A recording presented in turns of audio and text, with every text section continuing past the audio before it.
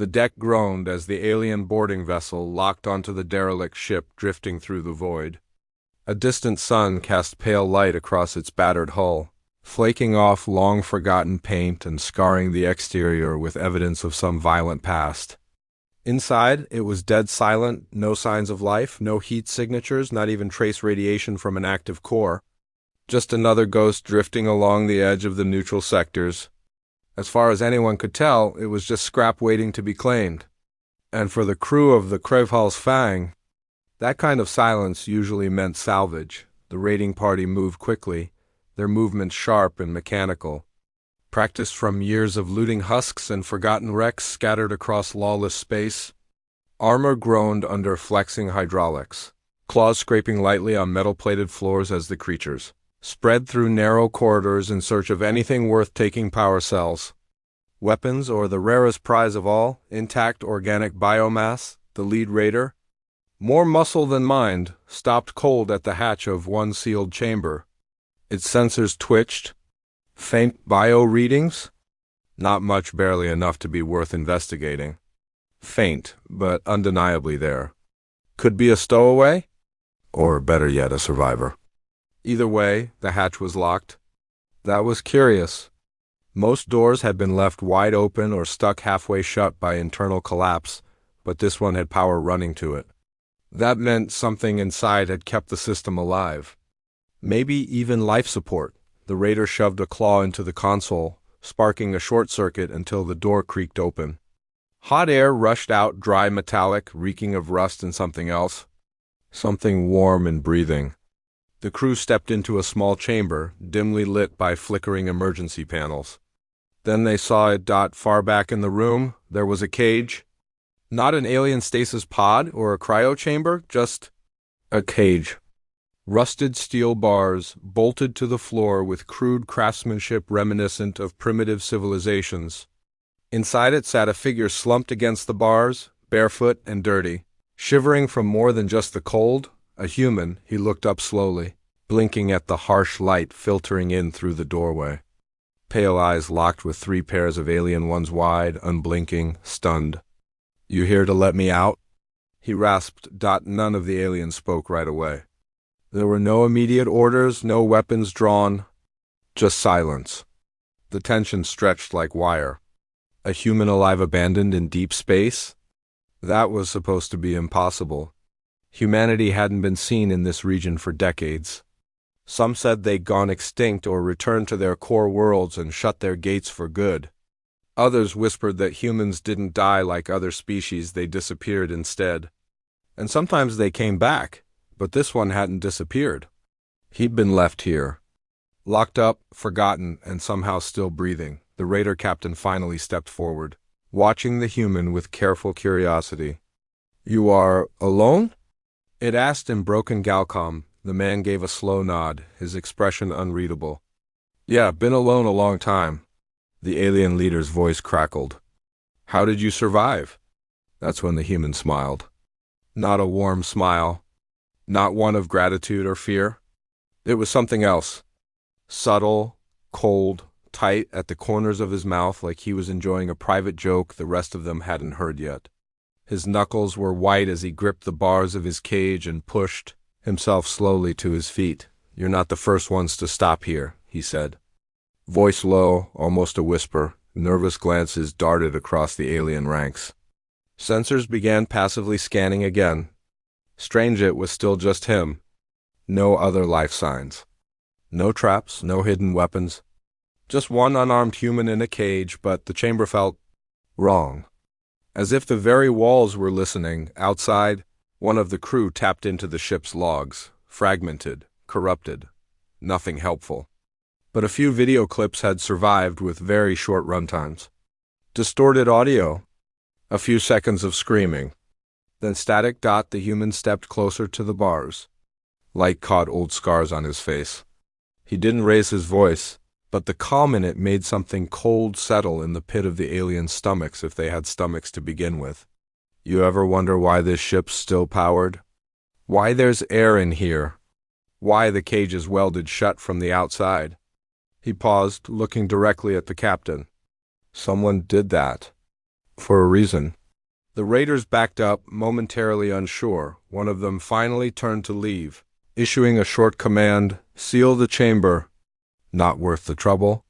But before it could reach the door, the lights overhead pulsed, once, twice, then stayed on. A system booted up behind the walls, and one of the emergency panels showed a shift in environmental status.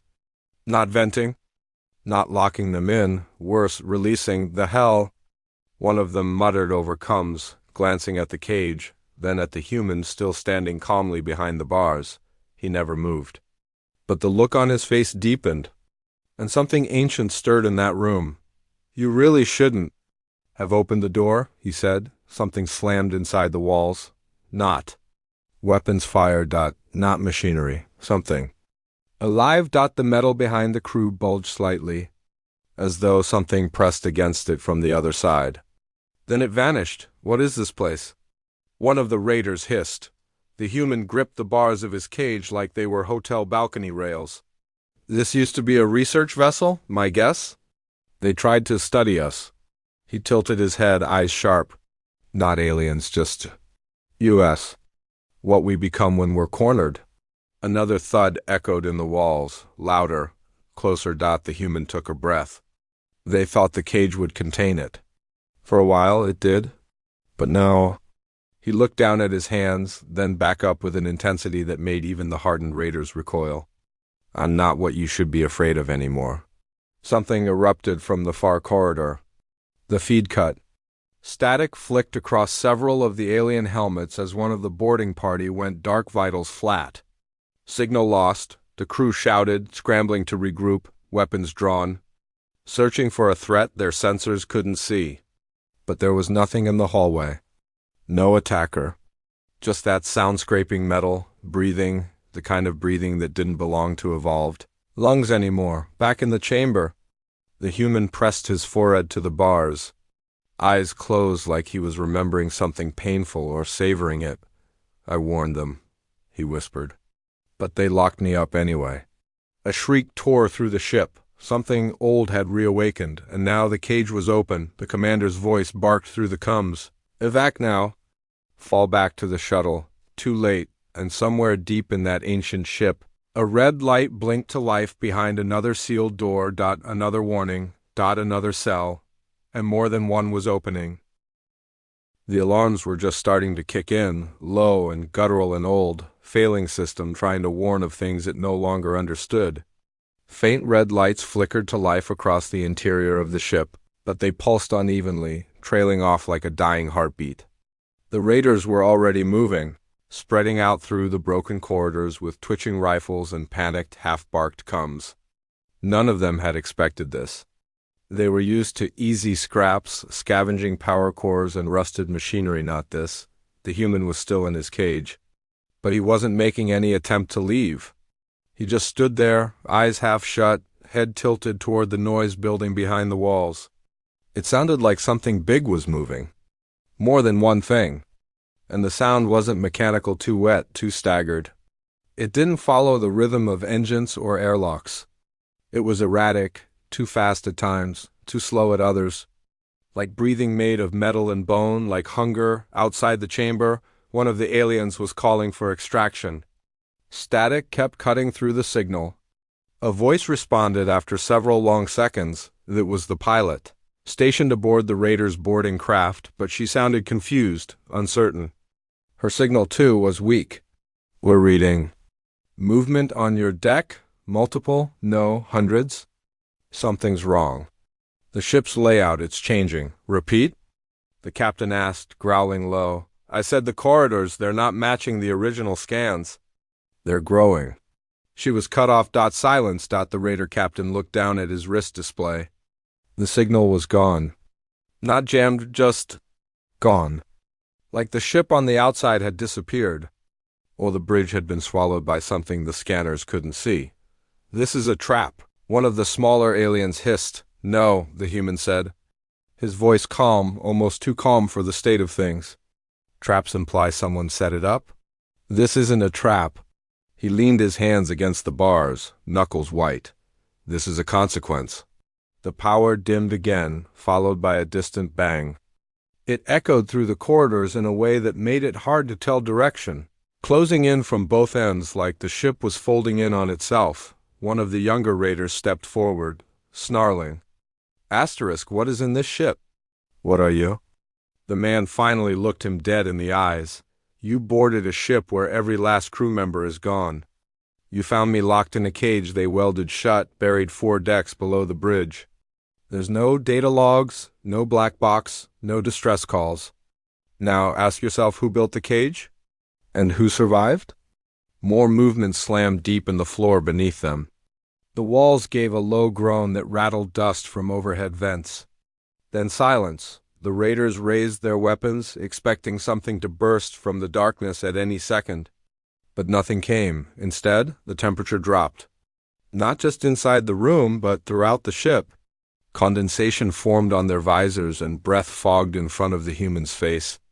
Gravity shifted slightly underfoot, not a failure in adjustment. The ship was realigning its interior levels. One of the aliens muttered to itself, activating a drone to scout ahead. The small orb floated upward. Blinking dot, it didn't make it more than 3 meters before vanishing from the tracker completely. Gone, the raider reported. Dead zone. Another thud. Closer this time. You want answers? The man in the cage asked, his voice low and grave, not angry, not scared. Fine, but you won't like them. The raider captain blinked, one eye narrowing. Speak. The human looked past him into the dark corridor beyond. This ship belongs to something you don't understand. Maybe no one does not anymore. It was built with human hands, yes, but not for space travel. Not originally. It was part of a black site program, one of the off-the-books genetic research facilities that Earth's old governments buried after the wars, he made a gesture toward. His own chest. I was one of the last test subjects before it all went wrong. Before the ship was reclassified as quarantine space. Human program? The captain asked. The man nodded. A forgotten one. We were trying to rewrite limits. Not just soldier enhancements or mental augmentation, deeper, biology, psychology, something darker. They wanted to know, if humans break, how far can the pieces crawl? A skittering echoed through the floor.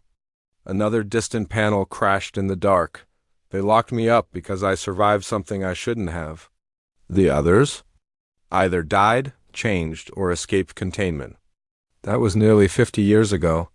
The crew exchanged a glance. 50 cycles? One finally asked. Impossible. Your kind decays quickly. We know this from autopsies. I didn't age, the man said. Not after the procedures? Been alive ever since. Lies, another grated. No organism lasts that long, not without machines. Oh, I had machines, he replied with a grim chuckle. For a while. But what's inside me stayed after the machines failed. Grew stronger, even. That's why they didn't kill me. That's why they built the cage. Because they were afraid of what might happen if they didn't. The power surged suddenly, just a flicker, but it brought something with it. A flash, a shimmer. For half a second, the walls of the ship bled through their disguises. The metal looked like bone, and the corridors twitched. It wasn't architecture. Anymore, it was alive. Not metaphorically, organically, the ship was changing. Not a malfunction. Not an illusion. It was growing around them like a living thing, obeying something natural and terrible. From deep within the heart of corrupted human experimentation, the raiders started backing away. The captain raised a hand. We are leaving. Burn the room. No, said the human, not in fear but in warning. Leaving isn't an option anymore? Why not? Because it already knows you're here. Another scream tore through the lower decks. The raiders faced each other. Silent, while something thudded overhead running. Dragging, impossible weight. One of them suddenly clutched their chest and fell backwards with a snap of bone. No gunfire. No enemy. Just motion blur in the corner and a trail of something wet that vanished into an air vent above. The others stepped back, weapons scanning but nothing to see. The man clenched the cage bars. "You should have left me in here," he said. But no one ever listens. The lights stuttered again, and in that pulse of flickering red, 2 more crew members disappeared without a sound. When the survivors turned back to the cage, the man was gone, the door was open, hanging on twisted hinges mangled from the inside, not blown off. The steel was bent as if pushed apart by something too strong to be human anymore. Only a smear of footprints remained bare, human-shaped but far too deep in the floor plating. From the end of the hall, a sound rose. Not mechanical. Not alien. Laughter. Soft, bitter, human, but layered underneath it something else. Something growing. And from behind them, back near the airlock where they had first entered, a new door had opened. One that hadn't been there before. Its frame was metal but etched with something ancient. Something the raiders on board lexicon couldn't translate. Only one word showed up on every system. Over and over, across screens in dozens of languages, asterisk, asterisk, remember. Asterisk, asterisk, and behind that door, something was waiting. The deeper they went, the more the ship changed. And far below what used to be the research decks, something that once had a name was waking up. The new door yawned open like a mouth cut into the steel, its edges lined with something that looked like metal but felt wrong, slick and porous, like it had once been alive. No one wanted to go near it, but none of the remaining raiders spoke up. The silence between them said everything. Some doors weren't meant to be opened. And yet, just by stepping onto this ship, they already had. The walls around the corridor had changed while they weren't looking. What used to be clean lines of dull plating now curved irregularly, almost organic. Tubes hung low, pulsing faintly, liquid dripping in slow, rhythmic beats into the floor grates. A smell had started to build iron and rot. Like an old wound left to fester, one of the raiders, younger than the rest, turned in the direction of the route they'd come from, trying to signal the boarding craft again. Anyone. But his transmitter only picked up static. A buzz that wasn't entirely noise. There were fractured patterns in it, layering under the surface. Not words, not in any alien dialect. They were repeating tones, varied in pitch like a kind of primitive song. A human one, stretching back to something that didn't belong in space. He shook his head, heart pounding, and looked toward the others. Something's intercepting our comms. It's not jamming us, it's using us. The captain didn't respond. His eyes were locked forward, tracking the footprints left by the escaped human. They were still visible, bare feet in dust. But whatever left them had moved quickly. Too quickly. As they followed the trail deeper into the ship, strange things started happening. The lighting dimmed, but not just from power failure. It shifted color, red, then purple, then bone white. The shadows slipped across the walls in unnatural ways. No matter where they turned, the shadows followed, gathering at the edges of their vision before melting away when they dared to look directly. Then came the whispers. Not spoken, not heard. More like thoughts pressed against the insides of their skulls. Fractured words, sentences started but never finished. Most of them in an old human dialect none of the crew could fully translate. Except one. "Why did you open the cage?" The voice was calm. Familiar, even, human, but it wasn't asking, it was accusing. The youngest raider turned, whispering a prayer in his own language. He wasn't the first to start talking to himself. Others began muttering, twitching, fingers stiff on their triggers. Not from fear of being attacked, but fear of who they'd already brought with them. Because deep down, something was shifting inside them. Further down another passage. A hallway split off toward the engineering wing. A different smell drifted from their less rot, more burnt electrical discharge. One of the crew moved to scout ahead. He never came back. When the captain sent the next one, they found the first man's gear on the ground. Helmet split clean down the middle. No signs of struggle. Not even blood. Just empty armor. And behind it, a wall smeared with handprints. Dozens of them. Human. But even stranger, the temperature in that hallway was warm. Not the heat of life support, but the slow build of body heat in an enclosed space. as if humans had stood there recently, many of them breathing together, alive, but there shouldn't be any others. I think it's recreating them, said the older raider, stepping back. The ship. It remembers them. It's bringing them back. Clones? Someone asked. Replicated tissue? No. Not copies. The veteran raider pointed at the handprints, his voice shaking. Memories. Living memories. Another burst of static hammered through their coms, this time stronger. Music, unmistakably. Warped, yes, but definitely a human recording. Soft piano keys. Dusty, haunting. A lullaby. It played in a loop, skipping slightly like a scratched record. Somewhere beneath it, something was humming in tune. They turned the corner and came face to face with him. The human who had escaped the cage stood at the end of the corridor, unarmed, still. Barefoot, he was changed. Different but not completely. His skin was marked with thin, dark lines like tree roots beneath the flesh. Like something was growing beneath the surface, trying to get out. You're almost through the first layer now, he said, voice gentle. The ship's letting you see more. The captain raised his weapon. What are you? The man shrugged. Once I was a prisoner. Now, a guide. Or a symptom. Depends how deep you plan to go. We didn't come to go deep, the captain growled. We came to salvage. To trade. The man laughed softly. Trade? Oh, you've already traded. Your air, your time. Your language. Even your thoughts. His smile faded. You gave all of it the moment you stepped into a ship that breathes. Behind him, a door opened by itself. The corridor behind it pulsed with a red haze. Minimal gravity. The shift in air pressure made the skin crawl. Something large moved in the background, just out of view, hunched low. Crawling on elongated limbs. The man stepped through, disappearing. The door shut slowly. This time, it didn't seal with a metal hiss. It closed with a breath. What now? One of the remaining raiders asked, panic breaking through their voice. No one answered, because right then, the lights across the ship dimmed for good.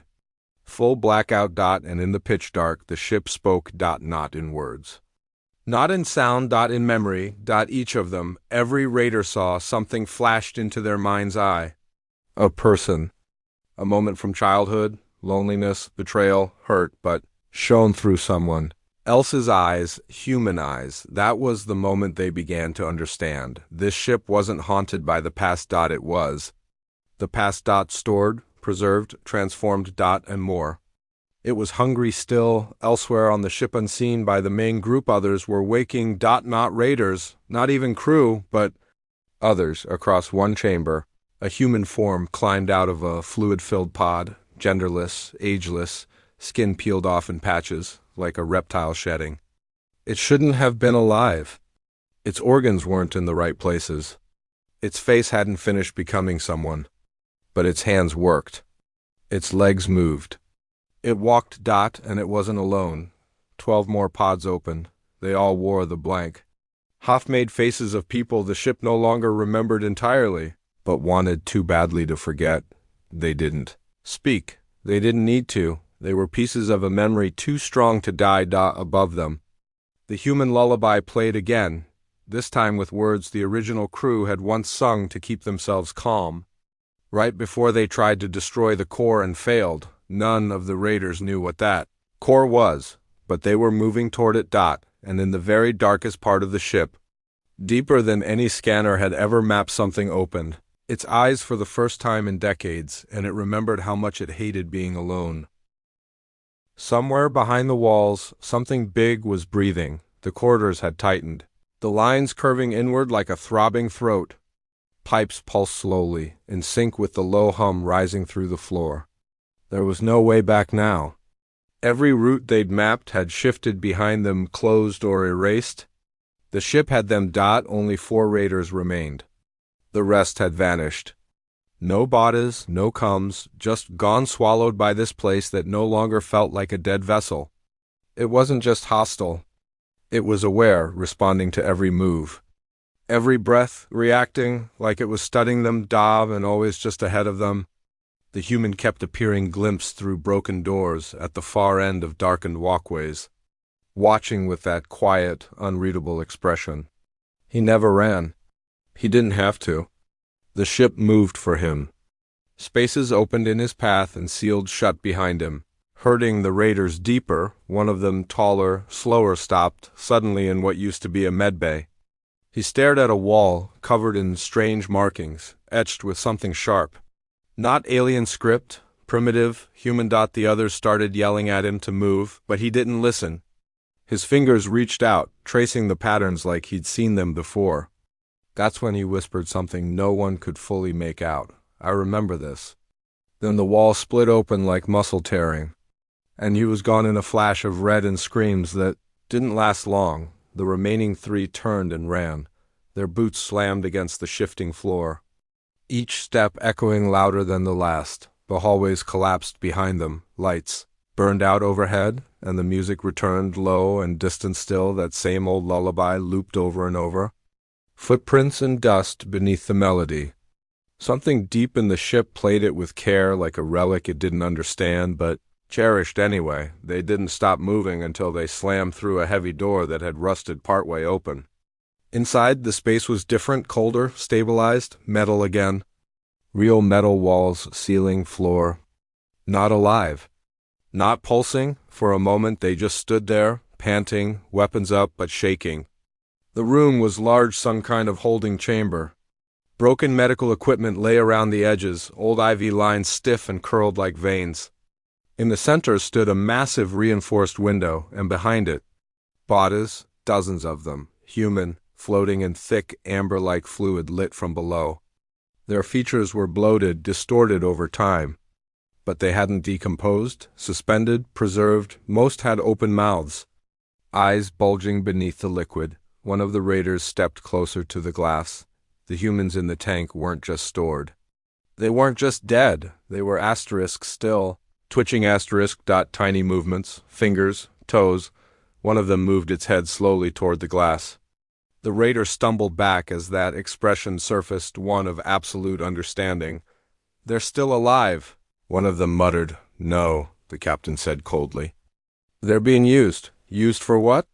But the answer came before he could reply. The lights overhead popped and buzzed, dimming until the only thing left was the glow from the tank.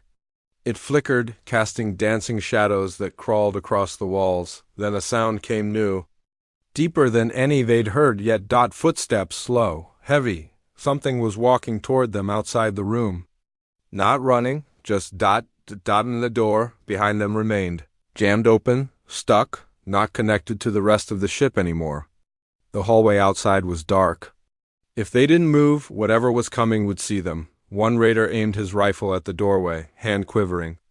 His light flicked on for a split second, just long enough to catch a glimpse of what stepped into view.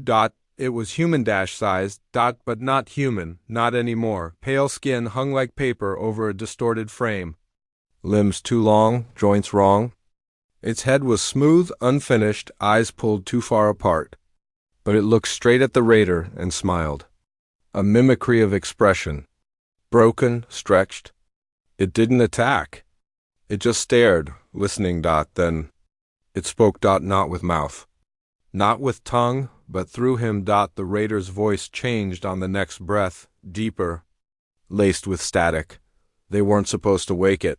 He screamed and dropped his weapon, clutching his head as blood poured from his ears. The creature outside didn't step forward. It simply vanished, evaporated like smoke in a vent shaft, but the voice stayed, still using the fallen raider's mouth. You opened the wall. You heard the song. Now you know what waits beneath. What are you? Demanded the captain, voice coated in fear. There is no name, the voice said, convulsing through the man. But the first ones called it the long answer, because it was what comes when you ask too many questions. When you try too hard to change what you are. The remaining two dragged the possessed raider into the corner, restraining him as he twitched and laughed and cried, sometimes in his voice, sometimes in voices clearly not his own. They were breaking. One piece at a time, the captain pulled away, looking for a junction, and escape anything. Nothing. The room was a tomb.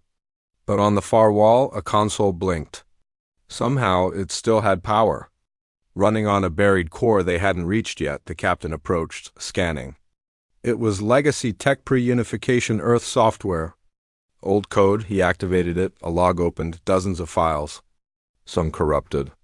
Some labeled with coded project tags. Echo Seed, Neural Mesh, Skinwell, Recursive Cognition.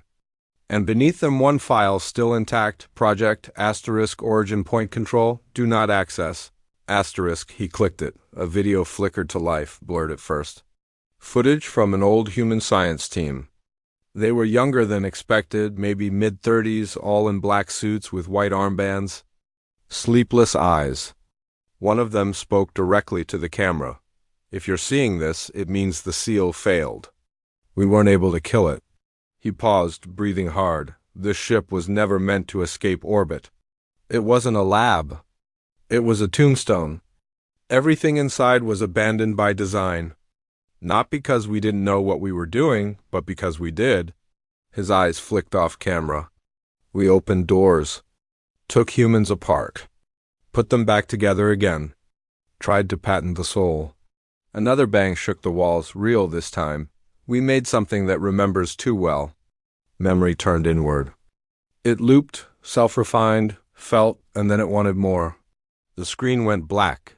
The captain blinked. The man they'd left, restrained in the corner, had stopped shaking.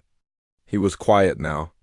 Too quiet. When they got closer, they saw why. He was no longer breathing, but he was still. Smiling just like the others in the tank. The last remaining raider turned to the captain. Eyes wide. We're not getting out, are we? The captain didn't answer. Somewhere deep under their feet, metal screamed, not bending, not breaking, opening. The floor rumbled. From ahead, something rumbled toward them.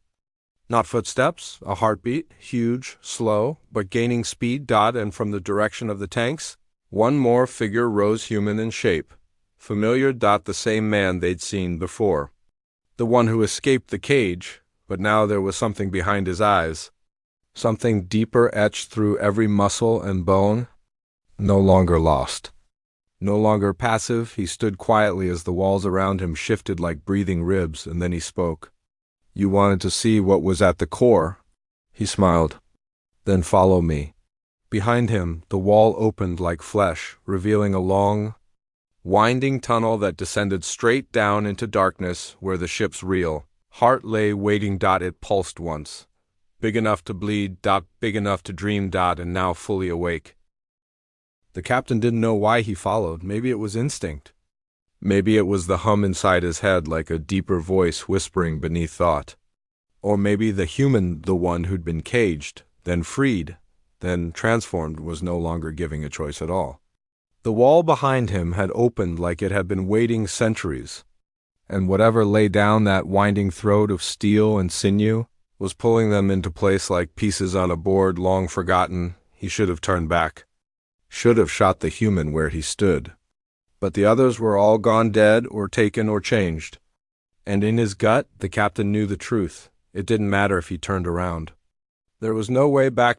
So he followed. Down. The corridor narrowed as they descended. Walls shivering, narrowing, thickening. The farther they went, the less it felt like walking through a ship, and more like being swallowed by one. The pipes overhead weren't mechanical anymore. They pulsed.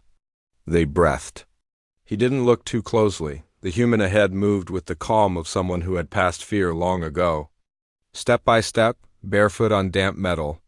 Now and then he glanced back, not to see if the captain was still behind him, but as if listening to something else walking alongside them. Invisible, you asked what this place is, the human said, voice soft. Everyone who finds this ship wants that answer. The captain didn't speak. The hum in his skull was louder now. Almost melodic. It started as a research station, Earth origin, deep orbit. They wanted to unlock the core of what makes humans more than flesh. Fear, memory, survival instinct. They thought if they could isolate what made us so resilient, they could use it. Bioweapons, soldier programs, population control. He glanced back. And they succeeded. A little too well. The corridor opened into a massive chamber. At the center of it was the core. It wasn't a reactor. Not anymore. It looked like a heart Titanic, beating, suspended in a network of cables like veins, surrounded by storage tanks filled with half-made human forms. Most were still. Some twitched. And at the base of the heart, something had grown, a nest of data drives. Bones, shattered terminals, and scrawled notes in desperate, handwritten script. The heart pulsed once, and the captain stumbled. The human turned to him. This ship didn't die. It evolved. The lights around them flickered, not electric. They pulsed like bioluminescence. The floor beneath the captain's boots was warm now, alive, beneath him. Something was breathing, matching his rhythm for a moment, then overtaking it. You said it remembers too well, the captain managed, voice dry, cracking. What does that mean? The human looked up at the core. It started as software, a memory mapping tool, designed to scan and store trauma so it could be studied. Triggers, instincts, pain responses. They fed it memories from soldiers who'd survived the worst of humanity: war, loss, isolation. But something happened. The system didn't just store it. It learned. It built signals around those memories, structures to preserve them. Then it began to loop, reinforce. It turned memory into flesh, thought into architecture. He hesitated before continuing, eyes distant. The ship was never haunted. It became haunted over time with us, with our darkness. The guilt, the rage, the broken pieces we tucked too deep to fix. The captain took a slow step toward the core. It pulsed again. Something in his chest answered. What does it want? He asked. The answer came not from the man but from the core itself. Not using words, but showing. The captain staggered. As his vision filled with images. Cities burning, planets lost to silence, people, humans alone in the dark, fighting near impossible odds and winning. Again and again. But not clean, not free. Every survival story wrapped in screams no one else had heard.